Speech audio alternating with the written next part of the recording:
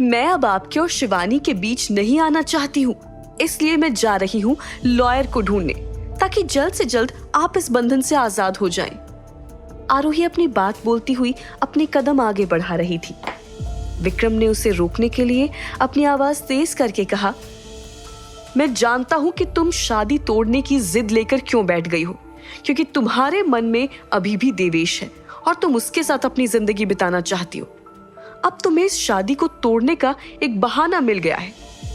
विक्रम की बात सुनकर आरोही अपने आंसू रोक नहीं पाई। उसने रोते हुए कहा, आपने साबित कर दिया कि आपके दिल में सिर्फ शिवानी है। मैं तो आपके लिए बस आपकी माँ को खुश रखने का जरिया हूं। अगर आप मुझसे प्यार करते तो कभी तो मुझसे आई लव यू बोलते, लेकिन आपने कभी ऐसा नहीं किया, क्योंकि आप ये सारी बातें शिवानी से करना चाहते हैं। उसकी बात सुनने के बाद विक्रम ने अपने मन में कहा, मैं तो कब से तुमसे ये सब बोलना चाहता था, लेकिन फिर मुझे ऐसा लगा कि कहीं तुम्हारे मन में भी देवेश के लिए कुछ होगा जिसे तुम समझ नहीं पा रही हो। तो मुझे ये सब बोलकर तुम्हारी मुश्किल नहीं बढ़ानी चाहिए। ऊपर से बाद में मुझे लगने लगा कि मैं बीमार हूं और ज्यादा दिन जिंदा नहीं रहूंगा, बस इसलिए तुमसे आज तक ये सब चाह के भी नहीं बोल पाया। अपने मन में ये सब बोलते हुए उसकी आंखें अभी भी आरोही के बहते आंसू पर थी। आरोही के आंसू पोंछते हुए उसने कहा, आई लव यू आरोही, अब तो मुझे तलाक मत दो। मेरे बोलने पर अब आप बोल रहे हैं ताकि मैं आपको तलाक नहीं दूं, लेकिन मेरी समझ में ये नहीं आ रहा है कि आप इस शादी को बचाना क्यों चाहते हैं। Because I love you. अपना हाथ झटकते हुए उसने विक्रम से कहा, मुझे हाथ मत लगाओ। जिन हाथों ने शिवानी को छुआ है, मैं नहीं चाहती कि आप मुझे उन हाथों से छुए। वहां से निकलकर आरोही बस चली जा रही थी। चलते हुए वो अपने मन में बोल रही थी, इस शादी को निभाने की मैंने पूरी कोशिश की, लेकिन एक तरफा कोशिश कोई कब तक कर पाएगा। मैं थक गई हूँ रोज रोज के इस इनसिक्योरिटी वाले फीलिंग से। चलते हुए आरोही सड़क किनारे पर एक बेंच पर जाकर बैठ गई।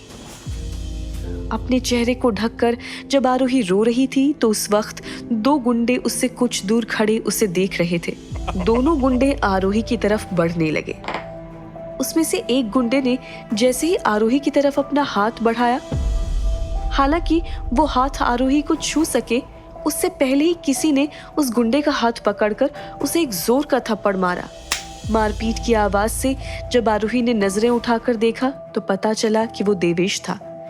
आरोही ने अपने आंसू पोंछे और उठकर देवेश से पूछा, इतने दिनों से मैं तुम्हारे मैसेज या कॉल का कोई जवाब नहीं दे रही थी, फिर भी तुम मेरा पीछा करते हुए यहाँ तक आ गए, और तुम्हें कैसे पता चला कि मैं यहाँ हूँ? जब तुम रायजादा मेंशन से निकली तो काफी परेशान थी, और जब भी तुम परेशान होती हो तो तुम्हें ध्यान नहीं रहता कि तुम कहाँ जा रही हो या तुम्हारे आसपास क्या हो रहा है। मैं तुम्हें सेफ रखना चाहता था, इसलिए यहाँ आ गया। इसका मतलब तुम मेरा पीछा कर रहे हो, तभी तो तुम्हें पता था कि मैं परेशान होकर रायजादा मेंशन से निकली हूँ।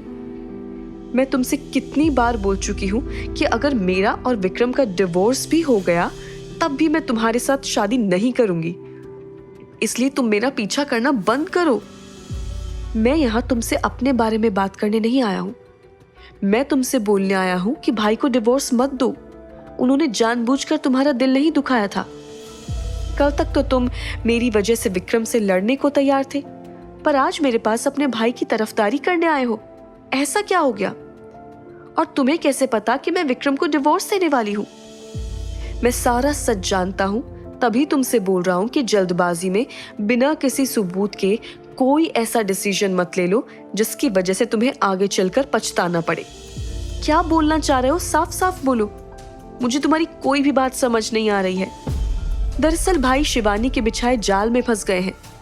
मैं बस तुमसे इतना बोल रहा हूँ कि तुम एक बार भाई की पूरी बात तो सुन लो। बिना पूरी बात सुने तुम ऐसे कैसे इतना बड़ा फैसला ले सकती हो?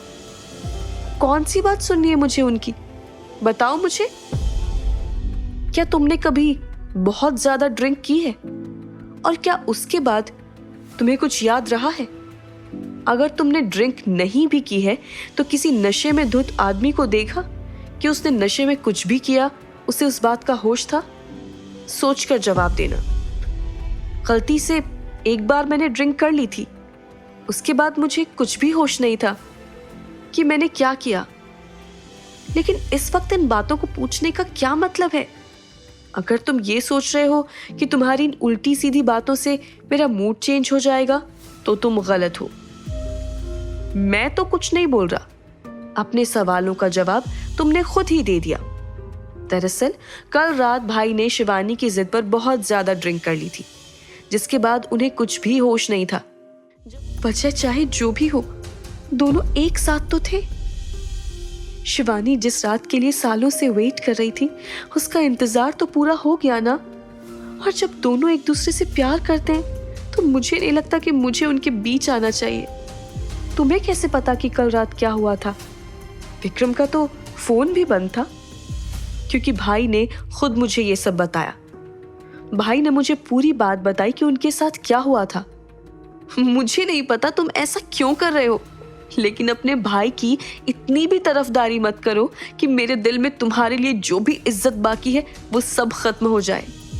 एक बार पूरा सच सुन लो, फिर तुम्हें जो करना होगा कर लेना। या आरोही देवेश की बात पर यकीन करेगी या दे देगी विक्रम को तलाक? आखिर शिवानी ने कैसे फंसाया था विक्रम को अपने जाल में?